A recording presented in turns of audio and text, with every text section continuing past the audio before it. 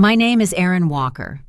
I'm 31 years old, and the first thing I saw when I walked into my parents' living room that Thanksgiving was a family portrait where I didn't exist.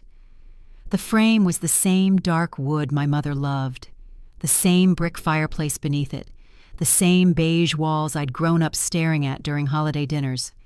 Everyone was there, my parents, my younger sister Kayla, even my aunt and uncle tucked in at the edges, but the spot where I had stood was now cleanly cropped away, as if someone had taken scissors to the memory. I stood there with my overnight bag still on my shoulder, staring up at the photo while the smell of turkey and sage floated out from the kitchen like nothing was wrong.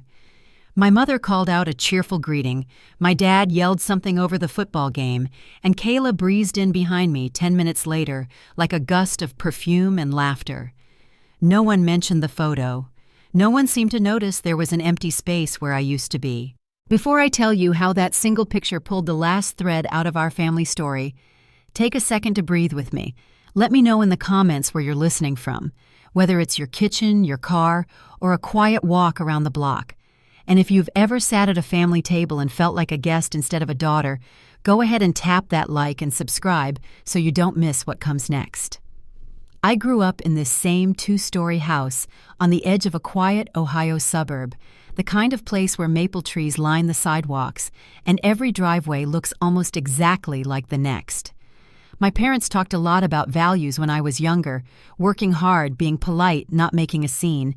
They taught me to send thank you notes, to bring a dish when I was invited somewhere, and to always make room for other people's needs.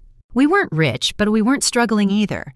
My dad managed a regional logistics office. My mom worked part-time in a doctor's office and full-time as the person who made our lives look neat and presentable from the outside. For a long time, I believed that if I was kind and steady and useful enough, there would be space for me at the center of that picture, not just at the edge. Kayla and I were only 2 years apart, but it felt like we grew up in different worlds. Where I was quiet and more comfortable with a sketchbook than a spotlight, she was the girl who lit up every room without even trying. She did cheerleading school plays, later dance classes downtown in a studio I knew my parents could barely afford. I stayed home and watched my baby cousins, helped my mom prep casseroles, and designed flyers for the church bake sale on our old desktop computer. When we were teenagers, my part of town stayed the same, but Kayla started to drift toward a different life. Internships in the city, photos on social media, at rooftop bars, friends with names I only ever heard when my mother repeated them proudly over dinner. It wasn't that I envied her exactly, it was more that I noticed how the room tilted toward wherever she was. By the time I finished college and started working as an in-house designer for a small printing company, it felt like we lived on two different planets. My world was late nights at a drawing tablet in a drafty apartment balancing client deadlines with cheap takeout and volunteering at the community art center on weekends. Kayla's world, at least, from what made it into the family group text, was agency parties, commercial shoots, and a Manhattan apartment my mother called brave every time she mentioned it. They praised her for taking risks, for chasing her dreams, while mine were treated more like hobbies that happened to pay the bills. When I finally stepped out on my own and launched a freelance studio building a client list, one referral at a time, I quietly hoped someone at home might notice, even if it was just a simple, "We're proud of you." The silence that followed told me everything I needed to know. Walking into that house for Thanksgiving, I already understood my place in the family without anyone saying it out loud. My mother met me in the kitchen with a quick smile and a side hug that ended before I could even set my bag down her hands, already back on the roasting pan. My father glanced up from the game, gave me a nod that could have been for me or the referee, and then returned to the TV. When Kayla arrived, she brought the noise with her heels on the hardwood voice rising and falling as she apologized for traffic and laughed at her own jokes. They lit up for her in a way they never did for me. My mother's hand went to her cheek. My dad actually stood up from his chair, and suddenly the house felt full, even though it had been occupied the whole time. At dinner, the difference was set out as neatly as the silverware. The table was laid with the good china and the cloth napkins we only ever saw on holidays, candles flickering in the center. My place was at the far end, barely squeezed in between the corner and the sideboard, marked with a plain little card that read, Erin in basic block letters printed from my mother's computer. Kayla's seat closer to my father's had her name written in flowing cursive on a thicker card with a tiny gold ribbon tied at the top, the kind of detail my mother would post about if she used social media. Conversation flowed around me as they asked about Kayla's agency clients, her building's rooftop view, her favorite brunch spots. I passed dishes, refilled water glasses, and answered when someone spoke directly to me. But nobody asked where I was living now or how my business was going. Sitting there at that crowded table, I felt strangely like an extra in a movie about my own family. Still, if you'd looked at us from the outside, you might have thought everything was fine. There was laughter, there were toasts, there was pumpkin pie cooling on the counter. My mother snapped a few photos on her phone, angling us just so in front of the fireplace.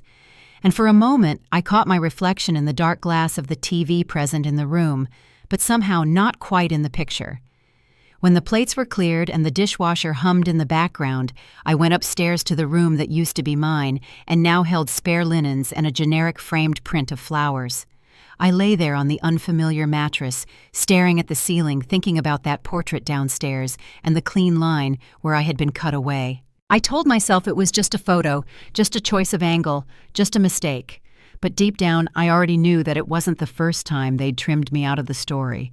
And as I would soon find out, it wouldn't be the last. Dinner the night before had left me with a strange ache, the kind you try to shake off before sleep, but still feel the next morning. When I went downstairs, the house carried that quiet holiday stillness, broken only by the clatter of dishes and Kayla's voice drifting from the dining room. My mother greeted me like she had been waiting, cheerful and busy, flipping pancakes on the stove while humming along to the radio. My father sat at the table, scrolling through his phone, nodding at something Kayla said about a trip she wanted to take next spring. I poured myself a cup of coffee and tried to settle into the rhythm of the morning, but everything felt off, like a picture hung just slightly crooked. Kayla lifted her mimosa and smiled, as if she had already been up for hours. My mother announced that we were opening a few gifts early, just for fun, pointing to 3 boxes arranged neatly under a small fall-themed centerpiece. Their wrapping was elegant and coordinated, the kind my mother enjoyed planning weeks ahead.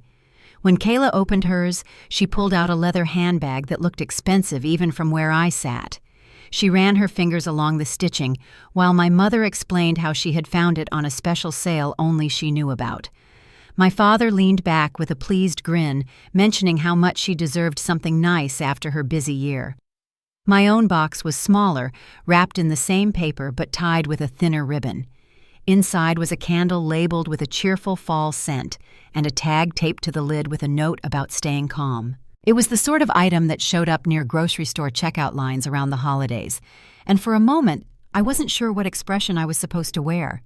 My father asked if the fragrance was too strong for me, since he remembered I didn't care for floral scents, and I nodded, saying it was fine. Kayla laughed softly and told me it was so me, though neither of us said what that meant. We cleared the table afterward, each of us falling into familiar roles. Kayla leaned against the counter, recapping a story from her office party, while my mother organized leftovers into the fridge. I rinsed plates, listening to the sound of water hitting porcelain, and tried to focus on anything but the portrait above the fireplace. Every time I walked through the living room, my eyes drifted to that empty space where my face should have been.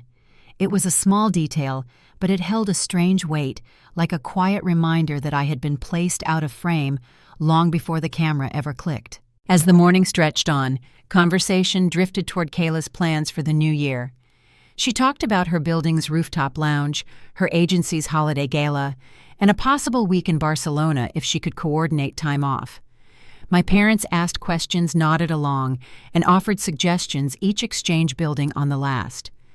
When my father asked if she needed help with her travel arrangements, she laughed and said she would let him know. I sat at the edge of the sofa, holding the warm coffee cup against my hands, waiting for the conversation to shift, but it never did. Later, when I stepped into the hallway to grab my coat from the rack, I noticed something I hadn't before: my old bedroom door slightly open. Curiosity took me closer.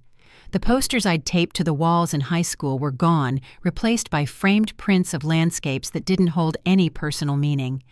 The bedding was neutral, the desk cleared of the drawings I used to scatter across it. The room looked like it belonged to someone passing through, not someone who had grown up there.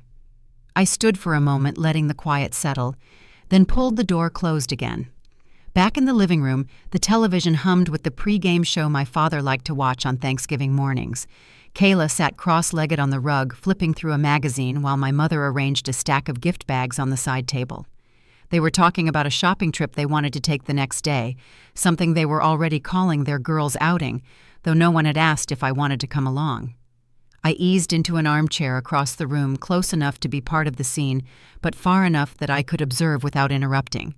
My mother looked up after a while and asked if I could help carry a few bins from the garage to sort the holiday decorations.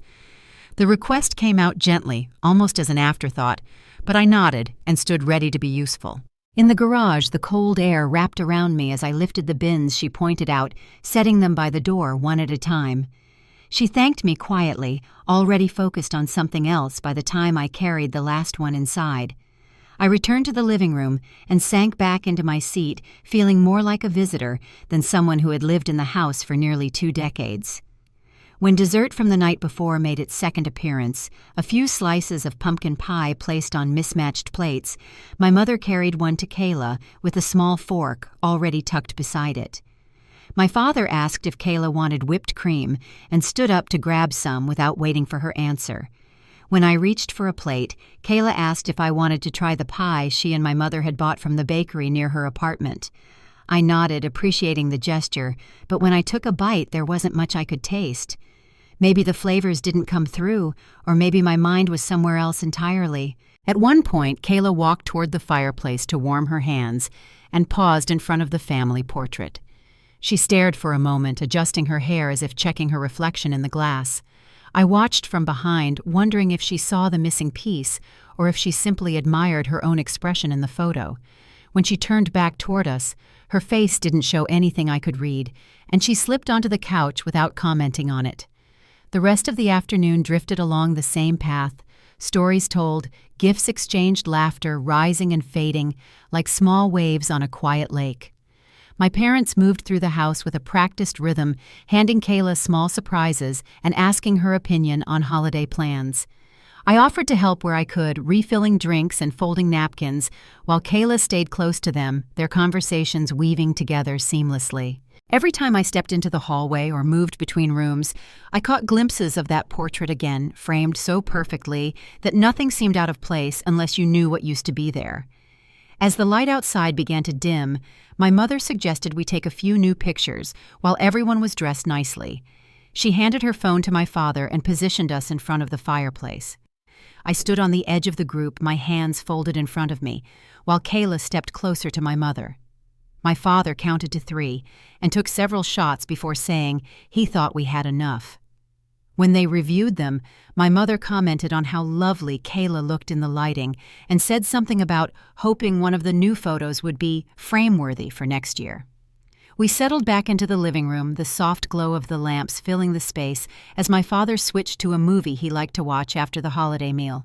Kayla stretched out on the couch with a blanket, and my mother sat beside her, gently rubbing her shoulder the way she did when we were children. I watched the scene unfold, telling myself to relax and enjoy the evening, but every small detail seemed to emphasize the distance that had grown over time. I stayed quiet, letting the hours pass as naturally as I could, though there was a heaviness in the air that was difficult to ignore. When I finally went upstairs to the guest room, the hallway was quiet, and the house felt still again. I closed the door behind me and stood for a moment near the window, watching the streetlights flicker on one by one outside. The room held the faint scent of the detergent my mother preferred, and the folded towels on the dresser were arranged with the same care she gave to everything she wanted guests to see. I sat on the edge of the bed and let the silence settle, knowing that tomorrow would bring its own kind of shift, even if no one else saw it coming. In the dark, the image of the portrait seemed to linger behind my eyes, sharp and clear. I lay back against the pillows, telling myself that one photo didn't have to mean anything. But as I listened to the soft hum of the furnace and the quiet footsteps downstairs, I had the strange feeling that the smallest details were already pointing towards something much larger, waiting just ahead. The guest room stayed dim the next morning, the blinds drawn just enough for a thin stripe of light to land across the foot of the bed. I woke earlier than I expected, listening to the faint sounds of the house drawers opening pans, shifting the low murmur of the television downstairs. For a moment, I lay still, trying to find a sense of calm before joining everyone. When I finally stood, the carpet felt cold beneath my feet, and the framed print on the wall seemed to blend into the soft beige around it, giving the room a quiet, distant feel. Downstairs, my mother was already in motion. She stood at the counter with her sleeves rolled up, mixing something in a large bowl, while the coffee maker sputtered on the other side of the kitchen. My father sat at the table with a newspaper open beside him, though I could tell he was focused more on the television than the print. Kayla walked in behind me, makeup-done hair curled loosely at the ends, carrying herself like she had stepped into a photo shoot instead of a family breakfast. "Morning," my mother said, giving me a brief smile before pushing a plate of scrambled eggs toward the center of the table. She asked if I slept well without turning fully in my direction, already moving to pour juice into a set of tall glasses. Kayla slid into her seat with a light laugh, describing a dream she'd had about missing a flight, and my father added a few comments about travel delays he'd heard on the news. Their conversation fell into an easy rhythm that didn't require my input, so I sat quietly and sipped my coffee, letting the warm cup anchor me. After breakfast, my mother suggested we start sorting through some decorations she wanted to organize before the real holiday rush. Kayla offered to help, but soon drifted toward the couch when her phone buzzed with a message. My father returned to the living room where the pre-game coverage had started again, leaving me and my mother to carry bins from the hallway into the dining room. She stacked them neatly on the table and began sifting through ornaments, wreaths, and strands of lights that needed untangling. As we sorted, she talked about the holiday card she planned to send out that year. She mentioned that she wanted something tasteful, something with a soft color palette that wouldn't look too busy. Kayla had taken a few photos during last night's dinner, and my mother said she thought one of them might work.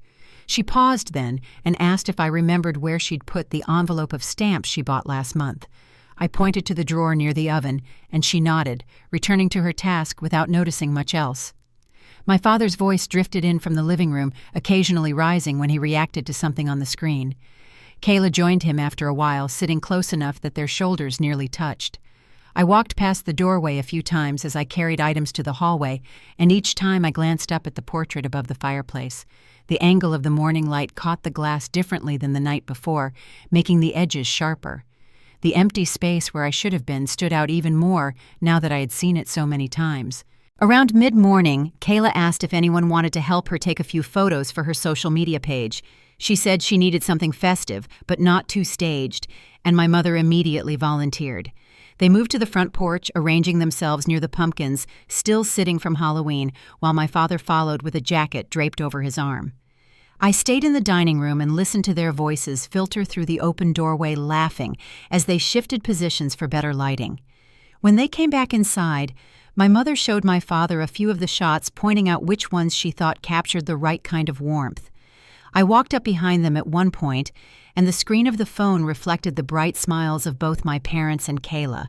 They looked comfortable, familiar, and settled into each other's presence. My mother didn't notice me standing there until she turned, and she handed me the phone with a soft smile, asking if I wanted to see the rest. I scrolled through the images, studying the composition and the angles. There were several variations, but the feeling was the same in all of them. Kayla in the center, my parents leaning toward her, their expressions open and relaxed. When I handed back the phone, my mother thanked me with a nod and walked it over to the kitchen counter, already discussing which filter might work best for a holiday card. Later in the afternoon, I offered to take a walk around the neighborhood to get some air before dinner preparations began again.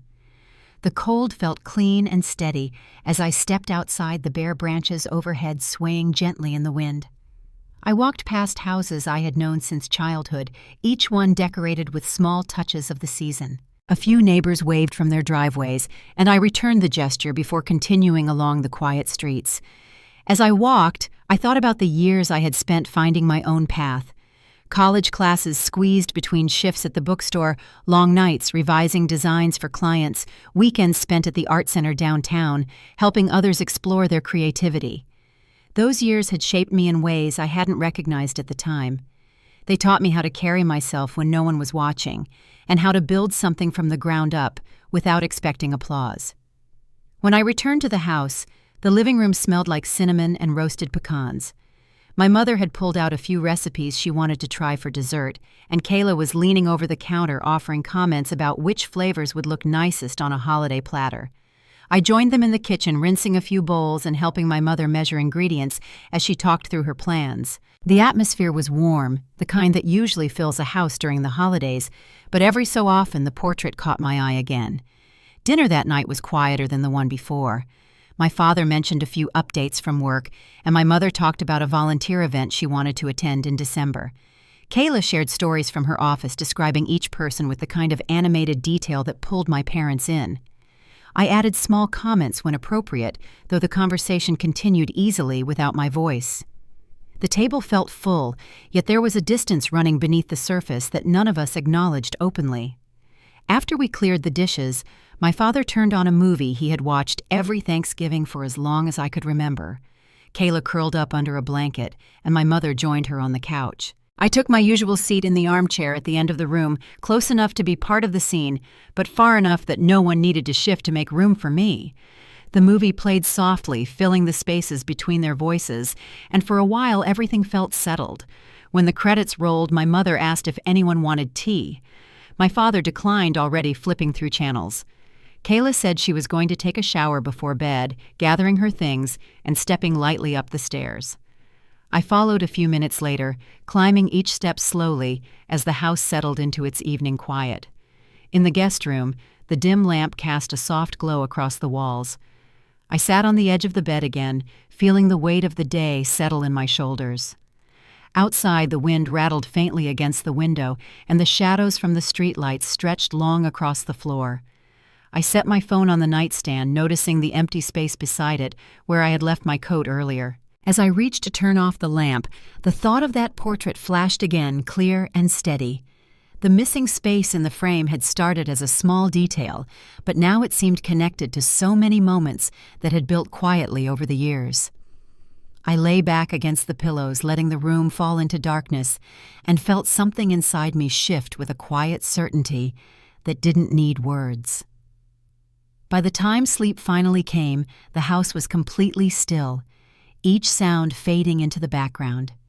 And though nothing had changed on the surface, something in me had begun to move toward a truth I had been circling for a long time, one that would come into focus sooner than anyone expected. Morning light filtered through the blinds a little earlier than I expected, and I lay there for a moment before pulling myself out of bed. The house had slipped into that familiar holiday quiet cabinet doors, closing softly, the soft rumble of the furnace and muffled footsteps moving toward the kitchen. When I finally made my way downstairs, the scent of cinnamon rolls wrapped around me like a warm blanket, and for a brief moment the home I grew up in felt almost the way it used to. Linda was already plating breakfast, stacking each roll neatly on a ceramic dish while humming under her breath. Tom sat near the end of the table, coffee in hand, eyes fixed on the news. Kayla floated in moments later, with her hair pulled into a loose twist, greeting them with easy warmth as she reached for a slice of fruit from the counter. I joined them quietly, taking a seat at the far end of the table again, where the light from the window fell across the placemat. As we ate, conversation drifted around me. Updates from Kayla's work, a new project Tom was excited about, and a few errands my mother hoped to finish before the holiday weekend ended. I pushed small bites around my plate and nodded along when the moment called for it.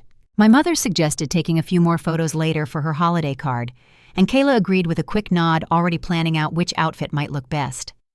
I stayed quiet, letting their voices blend into the background. Later that morning, I remembered the email I'd received earlier that week about a client needing proof of residency for a new contract. It sounded simple enough, the kind of thing I could handle quickly before lunch, so I slipped on my coat and told my parents I needed to step out for a bit. They nodded, barely looking away from the television as I grabbed my keys. Outside, the air was crisp, and the sunlight stretched long across the sidewalk as I walked to my car. The municipal building sat a few blocks from the town center, a modest structure with large windows and a clean walkway lined with dried leaves. Inside, the hallways were quiet, and I followed the signs to the records office. A woman with kind eyes and gray-streaked hair, her name tag read Marjorie, greeted me with a smile as I approached the counter. I explained what I needed, and she nodded, sliding a form toward me before turning to her computer. "It should only take a minute," she said, typing with practiced ease as I filled out the form. After a few seconds, she paused, leaning in slightly toward the screen. "You're still listed as primary on a property here. Do you need the file pulled?" I glanced up. "On what property?" She turned the monitor slightly. "Briarwood Lane. It looks like you're the primary listed owner." I stared at the screen, confused for a moment, before the memory surfaced. My grandparents' old house, the one my parents told me had been sold when I was in high school. I hadn't thought about it in years. "Could I get a copy of whatever's on file?" I asked. Marjorie nodded, printing several pages and stapling them neatly before handing the packet to me. I thanked her and headed back to the car, the papers tucked under my arm as I tried to steady my thoughts. I sat for a moment before opening the packet. The first page was a copy of my grandfather's will, the original document bearing his signature, and a notarized seal. My name appeared clearly next to the phrase "sole beneficiary," with the Briarwood house listed under my inheritance. I turned the page, slowly scanning each line. The next documents were transfer records confirming the property had moved into my name shortly after his passing.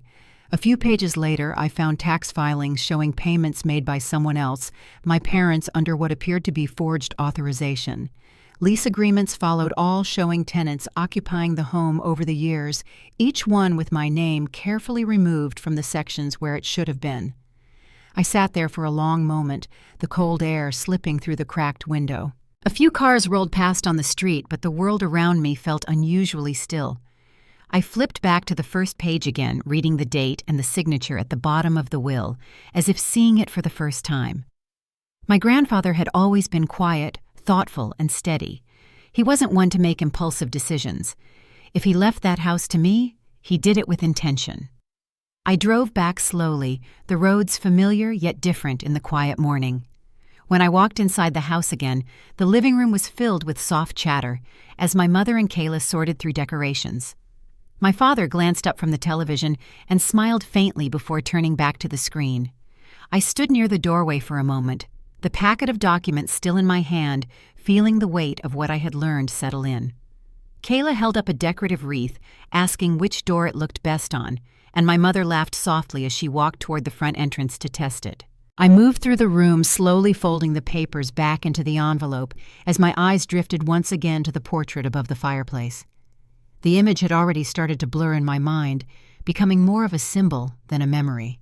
That sharp, clean crop where I had once stood felt like something more than an oversight. I stepped into the kitchen, where my mother was now arranging a tray of cookies for later. She turned and asked if I wanted to help, her voice light and welcoming. I nodded, taking a seat at the counter as she placed bowls and utensils within reach. For a few minutes, we worked in a kind of comfortable silence, moving through the familiar motions of holiday baking. She asked how my morning went, and I told her simply that I had handled an errand for work. She smiled and said it was good to stay organized. As the cookies baked, she talked about her plans for decorating the porch with new lights she had bought, describing how she wanted everything to look just right for the neighborhood tour that happened every December. Kayla joined us after a moment, leaning against the pantry door and sipping tea as she shared another story from her job. My parents listened closely, offering encouragement with each detail. I stirred the frosting in the bowl, letting the smooth rhythm guide me as I gathered my thoughts. By mid-afternoon, the house had fallen into another stretch of quiet activity. My father had stepped outside to rake leaves, and Kayla had settled near the fireplace with her laptop open. My mother sat on the couch flipping through a catalog, marking pages for gifts she wanted to purchase before the holiday rush. I walked upstairs to the guest room and closed the door behind me, taking a deep breath before pulling the envelope from my coat pocket. The documents spread across the bed in neat rows: wills, tax records, lease agreements, and property transfers. Each page told its own part of a story I had never been told. I sat down slowly, absorbing each line, tracing the signatures that didn't match my handwriting, and studying the dates that marked years of decisions made without me. The silence in the room felt deeper, now stretching across the space like a curtain. I gathered everything again, stacking the papers carefully before slipping them into a new envelope I found in the desk drawer. The thick ivory paper had an embossed edge that reminded me of the stationery my mother used for holiday letters. I sealed the flap, then set the envelope at the edge of the nightstand where the lamp cast a soft glow over it. Downstairs, laughter rose again as my parents and Kayla set the table for the evening meal, their voices mingling easily through the halls. I paused at the top of the stairs, listening for a moment before stepping into the hallway. The air grew warmer as I moved closer to the living room, the same familiar sense filling the house that had filled every holiday before. Yet something inside me now felt distinct calm and quietly resolute. The portrait above the fireplace caught my eye again when I reached the bottom of the stairs. Its brightness contrasted sharply with the growing dusk outside the cropped edge, clearer than ever in the soft light. I stood for a moment, my coat still draped over my arm, watching as the flames flickered beneath it. I didn't say anything about what I had learned. Not yet. But I knew the moment was approaching, and the truth would soon find its place in the open. As I moved into the dining room and took my seat at the far end of the table, the envelope upstairs rested quietly in the dark, waiting for the morning when everything would finally shift. Thanksgiving morning settled over the house with its usual rhythm, the kind that had shaped every holiday I remembered. Soft music played from the kitchen, and the scent of cinnamon and nutmeg drifted through the hall. I lingered upstairs longer than I needed to, standing in front of the dresser where the sealed ivory envelope rested beside the lamp. The papers inside felt heavier than their weight suggested, sitting quietly, as if they already knew a shift was coming. I slipped the envelope into the side pocket of my coat before heading down the stairs. My mother stood at the stove, flipping scrambled eggs, her motions quick and practiced. She glanced at me over her shoulder with a warm but distracted smile. Tom sat nearby with his second cup of coffee, already invested in the morning news. Kayla entered moments later, humming to herself as she tucked a loose strand of hair behind her ear and reached for a glass of almond milk. The scene had a familiar comfort to it, though beneath it all, I felt a stillness that didn't belong. During breakfast, they spoke about light-hearted things, my mother's plans for holiday shopping, a movie Tom wanted to watch later, and a sale Kayla found online that she insisted my mother check out. Their voices blended with the clatter of silverware as I nodded along. The envelope in my coat pocket pressed gently against my side every time I shifted in my chair. After we finished eating, my father mentioned wanting to open a few early surprises before the day grew busy. My mother smiled already, stepping toward the living room where a small cluster of gifts sat arranged on the coffee table. Kayla clapped her hands once with excitement and moved ahead of us, settling herself near the largest box. I sat on the edge of the sofa with my hands folded loosely in my lap as she lifted the lid. Kayla's gift drew appreciative sounds from my parents, a silk scarf in soft winter tones. She held it up with a delighted smile, looping it loosely around her neck as Linda fussed with the ends. Tom handed my mother a small package next, and she unwrapped a set of earrings she had pointed out weeks earlier. Their quiet joy moved easily between them, each moment building on the last. My own gift came last, a small book about gratitude with a handwritten note inside, wishing me calm and inspiration for the months ahead. I flipped through the pages while Kayla complimented the cover design, though the room had already shifted back to a warm conversation about the upcoming holiday schedule. I placed the book gently on the armrest beside me. As the morning unfolded, the conversation flowed the same way it always did, centered on familiar topics and comfortable habits. My mother offered more coffee, my father switched channels to check on football highlights, and Kayla moved around the room taking short videos for her social media accounts. Each time she aimed her phone toward the fireplace, my eyes drifted to the portrait above it, my absence marked as clearly as the frame around it. After a while, my parents settled into their usual mid-morning routine. Linda arranged napkins at the table for dinner preparations later, and Tom stepped out into the cold for a few minutes to check the yard. Kayla busied herself rearranging a few decorations by the window. I sat near the edge of the living room, letting the warmth from the fireplace settle in slowly. When the house grew quieter, I stood and walked toward the coat rack. The envelope in my pocket felt steady beneath the fabric. I held it for a moment, running my fingers along the sealed edge, and exhaled before returning to the living room. My mother looked up from the table, smiling softly, as if expecting me to ask whether she needed help with anything.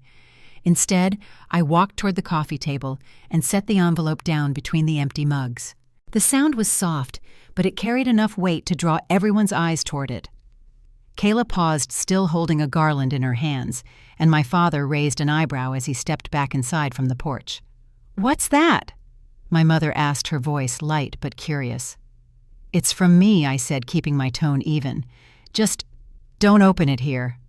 The room held still for a beat, my words settling in the quiet space between us, but my mother reached for the envelope almost immediately, her fingers slipping under the flap to pull it open with practiced ease. Tom stepped closer, and Kayla leaned in from the sofa, her expression shifting from interest to slight confusion. The papers slid out one by one, the crisp edges catching the morning light. My mother unfolded the first page, and her gaze moved slowly across the text. Tom leaned over her shoulder, breathing deeply as he read the lines himself. Kayla squinted, trying to make sense of the seals and signatures scattered across the pages. At first, there was only the quiet rustle of paper. Then something shifted, an almost imperceptible pause, like the moment before a snowfall begins. My father's expression stiffened, the color draining slightly from his face. My mother blinked slowly, rereading the same sentence twice, as if waiting for it to change. Kayla reached for another page, flipping it over and scanning the bottom with growing tension around her mouth. My mother finally looked up, her voice barely above a whisper. "Where did you get these?" I stepped forward, meeting her eyes. "They're from the records office." Tom straightened, holding one of the tax filings in his hand. His brow furrowed as he scanned the document again. "This isn't what you think it is. It's the will," I said quietly. "Grandpa's original will." The silence stretched. My mother's hand trembled slightly as she held the document closer to her. She looked from the paper to me, then back again as if she couldn't reconcile the two. Tom set the page down slowly, his jaw tightening with each passing second. Kayla watched us in silence. Her expression still caught somewhere between surprise and disbelief. My mother opened her mouth to speak, but no words came. She shifted in her chair, smoothing the page with her palm, as though the act might settle everything back into place. Tom took a step away from the table, his arms folding across his chest. Kayla's voice finally broke the silence. "What does all this mean?" I didn't answer right away. The air in the room felt thick, the warmth from the fireplace no longer reaching the far edge where I stood. I steadied myself before speaking. "It means," I said softly, "there's something all of you need to understand." Their eyes stayed on me, waiting for the rest. I glanced at the portrait above the fireplace one last time, the empty space beside my sister frozen in its familiar stillness. "We're not going to leave things the way they've been," I said. "Not anymore." The room stayed quiet. No raised voices, no sudden reactions, just a shifting weight that settled over the four of us as the truth began to take shape. And standing there with the envelope now fully opened on the table, I knew the moment ahead would unravel everything they thought they had kept hidden. My words hung in the air longer than I expected, settling with a weight I could almost feel pressing into the carpet beneath my feet. My parents stayed frozen, each of them holding a separate page from the envelope, as if the papers themselves might shift or correct the truth if they stared hard enough. Kayla's gaze darted between their faces, and mine still trying to make sense of what she was seeing. My mother finally found her voice. It came out thin, almost strained. "Erin, sweetheart, this isn't what it looks like." I stepped closer to the table, keeping my tone even. "It's the original will. You've seen a version of it, but not this one." Tom lowered his page slowly, his jaw tight as he exhaled through his nose. He didn't sit back down. He stood beside the chair, gripping the top of it like he needed something steady. "We handled everything the right way," he said. Your grandfather left very little. We explained that years ago. I shook my head, not raising my voice, not rushing the moment. Grandpa left me the Briarwood house, I said. The transfer records prove it. The tax filings show who paid what, and the leases show how long you've been renting it out. Kayla let out a small breath, barely audible. She leaned forward, pulling one of the pages closer. Her eyes skimmed the text quickly, then settled on the signatures at the bottom. So, the tenants, all these years, they were renting your place. My mother put her hand on the back of the sofa as though she needed it to stay steady. It wasn't like that, she said, her voice softer now. We didn't think you needed the responsibility. You were still in school, then working all those long hours. We didn't want to overwhelm you. I kept my hands still at my sides. I was 18 when Grandpa passed. I could have made choices. I could have known the truth. My father let out a short, frustrated sound. We did what was best for the family, he said. You weren't in a position to deal with a house, and those tenants helped us cover the costs. It wasn't personal. I looked at him for a moment. It became personal when you told me it had been sold. The room went quiet again, the kind of quiet that fills all the spaces no one wants to step into. Kayla leaned back on the couch, her eyes fixed on the papers in front of her. My mother stood perfectly still, her fingers pressing into the fabric beneath them. I pulled out one more page from the envelope, the updated ownership transfer form I had filed earlier that week. I placed it gently on the table between us. The house is legally under my name again, I said. Everything is corrected. The tenants will be paying me from now on. And beginning today, you no longer have access to the property. My father's expression sharpened the anger rising in him far quicker than the others. You have no right to make decisions like that without discussing them with us, he said. We've managed that property for years. I didn't ask you to manage it, I replied softly. I didn't even know it was still mine. He stepped closer, his voice low. If you walk out of this house right now, don't expect to come back. I held his gaze calm and steady. That might be the first thing you and I agree on. My mother's composure cracked. She reached for the table's edge as if anchoring herself. We depended on that income, she whispered. We built our lives around it. Kayla glanced at her, then at me. Something in her posture shifted as understanding began to find its place. So the vacations, the condo, all of that came from the house, I said. Yes. My mother closed her eyes, her shoulders lifting with a deep breath. We never meant to hurt you. You have to know that. I'm not here to argue intentions, I said. I'm telling you what happens next. My father shook his head, muttering something under his breath as he walked toward the fireplace. My mother followed him with her eyes, then returned her focus to me.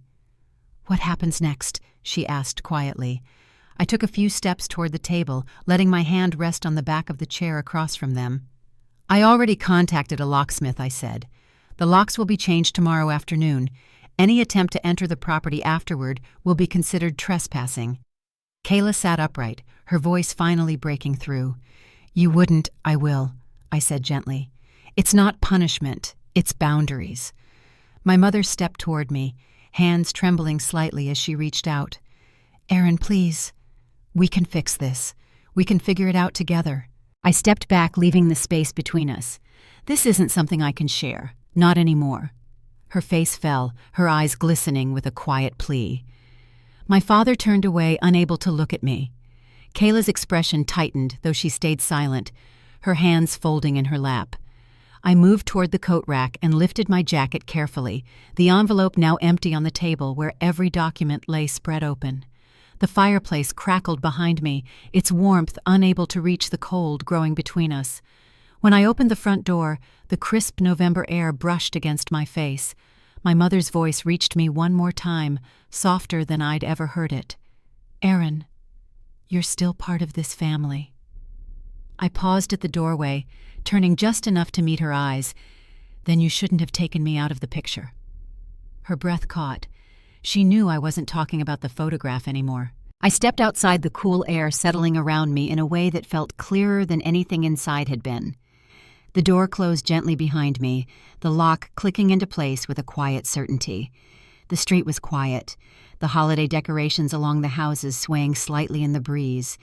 I walked to my car, each step steady and sure, the weight that had followed me for years, lifting in small pieces with every breath. As I pulled out of the driveway, I saw the shape of my mother standing behind the curtains. She didn't open them wider, didn't move to the door. She simply watched her shadow, still and uncertain. I drove away without looking back again.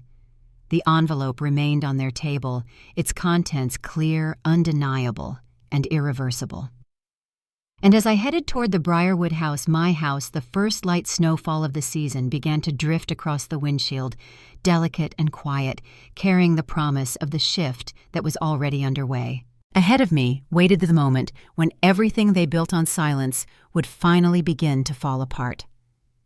The drive home from my parents' house felt longer than usual, even though the roads were nearly empty. Snow covered the quiet streets in a thin, even layer, softening the houses I passed and slowing everything down to a gentle pace. When I pulled into the driveway of the Briarwood house, the place looked almost untouched, its porch lined with frost and its windows reflecting the pale winter sky. I stepped out of the car and took a moment to breathe in the cold air, letting it settle around me before unlocking the front door. Inside the house greeted me with the familiar scent of old wood and the faint hint of cinnamon from a candle I'd lit the last time I was here. I switched on a lamp near the entryway, watched the room warm with light, and set my keys on the small table by the door. Everything was quiet, steady, and still. I took off my coat and hung it on the hook by the closet, feeling the last of the tension from the morning slip out of my shoulders. The next 2 days moved in slow steps. I checked in with the tenants and confirmed the new arrangements, sending updated maintenance contacts and answering a few questions about winter repairs. Each conversation was brief but kind, and by the end of it, I felt more at home in the role than I ever expected. One tenant named Mrs. Grant sent me a short message thanking me for lowering the rent slightly and for responding so quickly. Her words were simple, thoughtful, and unexpectedly grounding. By the third morning, my phone buzzed with a message from Linda. The tone was careful, polite, and tightly worded, as though she had rewritten it several times before hitting send. She said she hoped I was doing well and that they wanted to talk once I felt ready. I read the message twice, then set my phone down without responding. The silence that followed felt unchanged, like the kind that settles between people who still haven't learned how to speak to each other. Later that afternoon, a similar message arrived from Tom.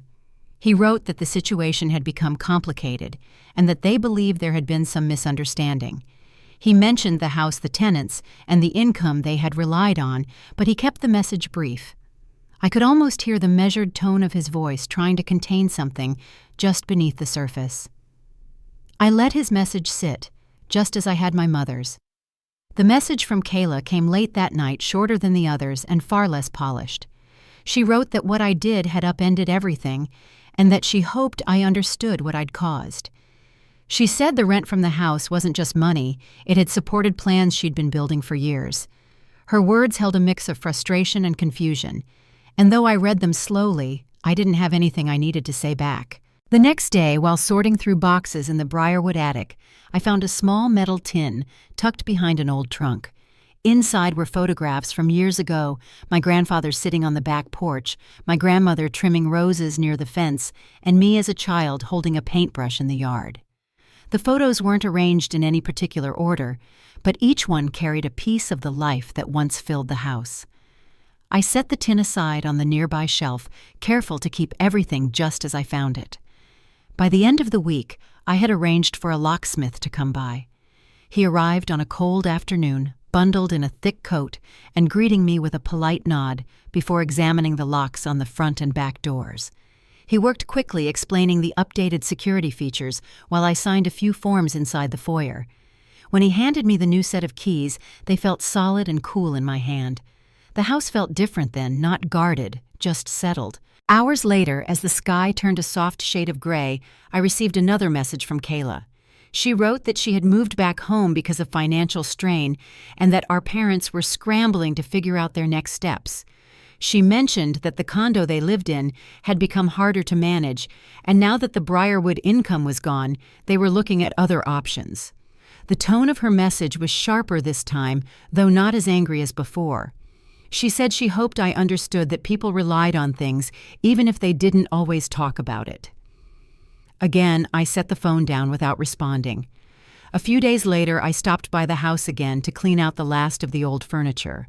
Most of it felt too familiar and too tied to memories that didn't sit comfortably with me, but there was one navy blue armchair in the living room that I remembered from my childhood. It was a little worn around the edges, but the shape still held. I ran my hand along the armrest, feeling the texture of the fabric, and decided to keep it. Everything else I donated to a local charity that sent volunteers to pick up the items the next morning.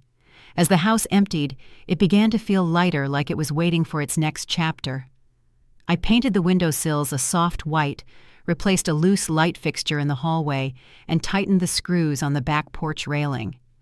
The work wasn't difficult, but each task brought the house into clearer focus. When I stepped back to look at the space, the rooms no longer felt crowded with what had been. They felt ready for what could come next. One evening, the sun dipped low behind the trees, casting a warm glow across the yard. I stepped outside to gather the last of the leaves near the walkway. The air was cool and the quiet felt familiar, in a way that didn't ask much from me. When I walked back inside, I paused in the entryway and looked toward the living room where the armchair sat near the window. It looked right there, steady and simple.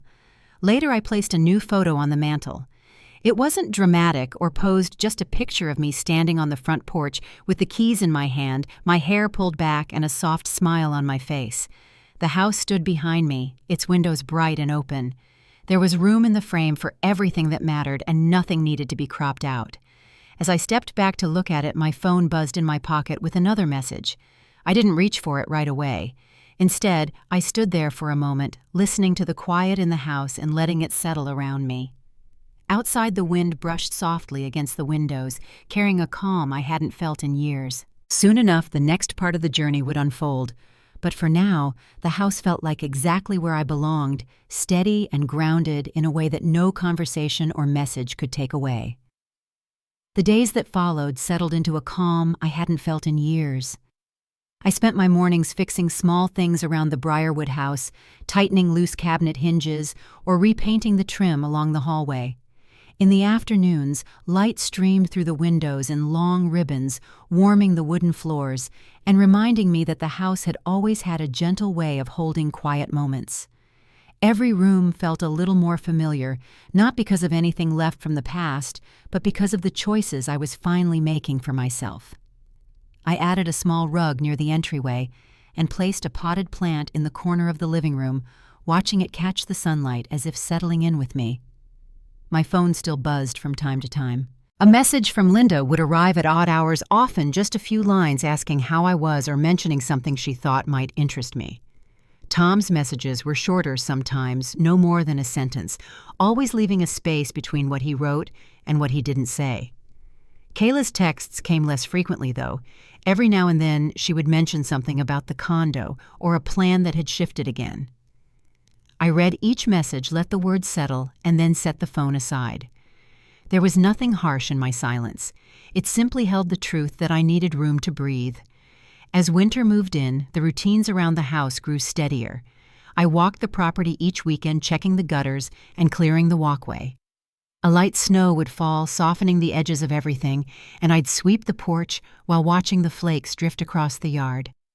The quiet mornings became something I looked forward to, a kind of peace I hadn't known I'd been missing. Sometimes I'd sit in the navy blue armchair by the window with a cup of tea, listening to the wind outside as it brushed gently against the siding, the sound low and constant like a steady breath. One afternoon, while sorting through a box of old picture frames, I found one that still held the protective cardboard inside. The frame was simple, a wooden border with a soft walnut finish, and I realized it was the perfect size for the new photo I'd taken of myself on the porch. I printed the picture and slipped it inside, pressing the backing into place. Then I carried it to the mantel and set it beside a small ceramic bowl I'd bought at a local craft fair. The photo looked right there, steady and honest, without any expectation of who else should be in the frame. Life moved forward in quiet steps. I took on new clients for my design studio, filling my workdays with projects that felt meaningful and steady. On weekends, I'd drive into town for groceries or stop by the farmer's market when it was open. A few neighbors waved when they saw me, and I waved back, grateful for the simple kindness of being seen without assumption. In those small exchanges, I found something I hadn't expected, a sense of belonging that came without strings. The messages from my parents softened over time. One evening, Linda wrote that she had been sorting through old boxes in the attic and came across a few of my childhood drawings. She said they made her smile, and she hoped I was doing well. I read her words slowly, then placed my phone on the table. There wasn't anger in me anymore, just a quiet understanding that some things take time and some things never return in the shape we wish they would. Kayla reached out weeks later with a brief message saying she hoped I was settling in. She mentioned she was looking into new opportunities and thanked me for handling the tenants with care. Her tone was gentler than before, less hurried. I didn't reply, but I held her message for a moment before setting the phone aside again. The house itself became a reflection of everything I'd reclaimed. I planted herbs in the backyard, rosemary, basil, and mint, and watched them push through the soil, even in the colder months. I rearranged the furniture until each room felt balanced. I replaced the old mailbox with a new one I chose myself, and added a few lanterns along the walkway for the winter evenings. With every small change, the house felt less like an inheritance and more like a companion returning to its rightful shape. As spring approached, the light grew warmer, stretching across the rooms in longer arcs. One morning I stood on the porch with the keys in my hand, watching the sun rise just above the trees. The air carried the faint scent of thawing earth, promising new growth. I realized then that the house had changed with me, not because I had forced anything, but because I had allowed it to become what it always could have been. I didn't need a grand ending. There was no dramatic reunion waiting, no sudden apology that tied everything together.